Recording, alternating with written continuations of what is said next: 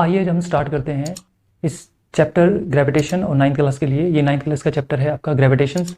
जैसा कि इस लेक्चर सीरीज में हम 9th क्लास के चैप्टर में पढ़ रहे हैं। हमने प्रीवियस लेक्चर में लॉ ऑफ ग्रेविटेशन देखा था, न्यूटन्स ने जो लॉ ऑफ ग्रेविटेशन दिया था वो हमने पढ़ा था। अब इस लेक्चर में आज हम जो स्टार्ट करेंगे या पढ़ेंगे units of gravitational constant, unit of gravitational constant और वैल्यू ऑफ ग्रेविटेशनल कॉन्स्टेंट। तो देखिए यहाँ पे सबसे पहले हम देखते हैं यूनिट्स ऑफ ग्रेविटेशनल कांस्टेंट। देखिए ग्रेविटेशनल जो कांस्टेंट है, आप ध्यान रखना है, जो ग्रेविटेशनल कांस्टेंट है उसको कैपिटल जी से हम डिनोट करते हैं। तो सबसे पहले हम देखते हैं ग्रेविटेशनल कांस्टेंट की यूनिट क्या होती है। तो first of all we discuss about the gravitational constant. तो देखिए एक फॉर्मूला होता है जिसे हम क्या कहते हैं, ग्रेविटेशनल फोर्स। और ग्रेविटेशनल फोर्स का फॉर्मूला क्या होता है, G(m1) और यहाँ m2 upon r²। This is the formula of gravitational force. तो ये ग्रेविटेशनल फोर्स का फॉर्मूला हुआ, राइट। ये जो आपको जी दिख रहा है एक्चुअल में यही ग्रेविटेशनल कांस्टेंट है। तो इसको बाहर निकालेंगे, आप एलिमिनेट करेंगे तो FR² आपके पास हो जाएगा, नीचे आ जाएगा m1 एंड m2, राइट। तो देखिए मैंने जी को एलिमिनेट किया तो FR का स्क्वायर ऊपर आ जाएगा, नीचे m1 और m2 आ जाएगा। अब ध्यान से आप देखिए, हमें जी की यूनिट निकालनी है। तो जी की दो यूनिट्स हो सकती है, एक है SI यूनिट, एक SI यूनिट। SI यूनिट जो है स्टैंडर्ड इंटरनेशनल यूनिट होती है, SI मतलब स्टैंडर्ड इंटरनेशनल यूनिट।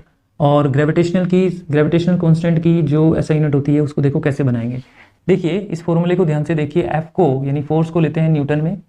ये आपके पास डिस्टेंस होती है, देखो डिस्टेंस, R मतलब डिस्टेंस। ये जो डिस्टेंस दो बॉडी के बीच में जो डिस्टेंस है उसको मीटर में लेंगे, तो यहाँ पे पावर 2 है तो पावर 2 लगा देंगे, अपॉन इसको किलोग्राम में लेंगे और इसको भी किलोग्राम में लेंगे, ठीक है, किलोग्राम में लेंगे। तो ओवरऑल इसकी जो यूनिट बनी, इसकी यूनिट बनी आपके पास न्यूटन मीटर स्क्वायर पर किलोग्राम स्क्वायर। देखिए आप चाहे तो इसको ऐसे भी लिख सकते हैं, किलोग्राम स्क्वायर। और इसको सही तरीके से लिखने का तरीका न्यूटन मीटर स्क्वायर पर kilogram square, newton metre square पर किलोग्राम। इसको देखिए आप, ये जो डिवाइड में किलोग्राम स्क्वायर लिख रहे हो इसको स्लैश में ऐसे भी लिख सकते हो। इसको बोलते हैं पर किलोग्राम स्क्वायर। तो न्यूटन मीटर स्क्वायर पर किलोग्राम स्क्वायर, क्योंकि किलोग्राम स्क्वायर हो गया। अच्छा, इसके बाद देखिए आप इसकी CGS यूनिट भी लिख सकते हो, CGS यूनिट, यानी SI से छोटी जो होती है वो CGS यूनिट होती है। अब देखो न्यूटन से छोटी यूनिट अगर बात करें तो डाइन होती है, D/NE डाइन। और मीटर से छोटी होती है सेंटीमीटर स्क्वायर, और पर लगाएंगे, और ग्राम स्क्वायर। ये CGS यूनिट हो गई आपके पास। देखो डाइन D/NE, न्यूटन एक SI यूनिट होती है। देखो फोर्स की न्यूटन एक SI यूनिट होती है। फोर्स की आपके पास जो फोर्स की न्यूटन SI यूनिट हुई, तो फोर्स की जो CGS यूनिट हुई वो डाइन्स हुई, डाइन। और मीटर से छोटी सेंटीमीटर, स्क्वायर का स्क्वायर कर दिया, या किलोग्राम से छोटी होगी ग्राम स्क्वायर। ओके, ये आपकी होती है यूनिट, जो ग्रेविटेशनल कांस्टेंट है उसकी ये यूनिट होती है। नेक्स्ट आता है आपके पास टॉपिक वैल्यू। देखिए जो टॉपिक है वो है वैल्यू ऑफ ग्रेविटेशनल कांस्टेंट। जो हमने अभी यूनिट लिखी ग्रेविटेशनल कांस्टेंट की, अब उसकी हम वैल्यू लिखना चाहते हैं। तो देखिए ग्रेविटेशनल कांस्टेंट यानी जी जो अभी हम डिस्कस कर रहे थे, जी की यूनिट ये होती है, एज वेल एज अगर हम बात करें, जैसे कि हमने ऐसे देखा, ऐसे ही जी की वैल्यू हम देखें तो जी की वैल्यू होती है, आपको ध्यान रखना है, 6.67 × 10⁻11। देखो जी की ये वैल्यू होती है और जी की ये वैल्यू अगर होती है तो आप इसके पीछे जी की यूनिट लगाओगे तो ये बन जाएगा आपके पास न्यूटन मीटर स्क्वायर और पर किलोग्राम स्क्वायर। देखिए यहाँ पे जी की ये कांस्टेंट वैल्यू होती है। जी हमारे नेचर में कांस्टेंट होता है। आपको जब हमने लॉ बताया था उस न्यूटन्स के लॉ में, हम ग्रेविटेशन के लॉ में हमने बताया था, जी एक कांस्टेंट वैल्यू होती है 6.67 × 10⁻11 न्यूटन मीटर स्क्वायर पर kilogram square.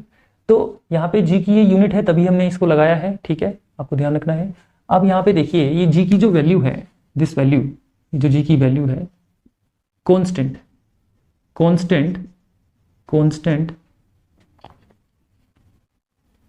In all places.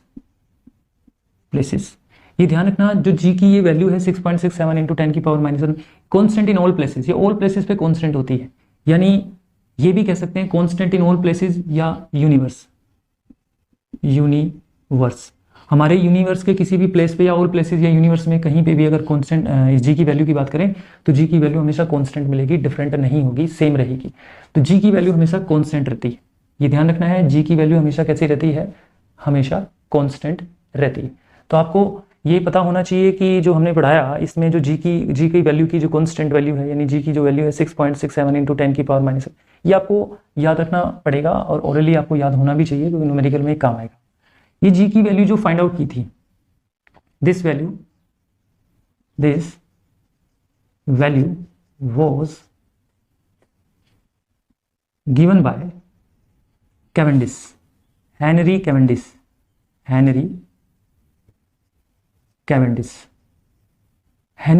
एक साइंटिस्ट थे, उन्होंने ये वैल्यू फाइंड आउट की थी। तो this value was given by Henry Cavendish from his experiment.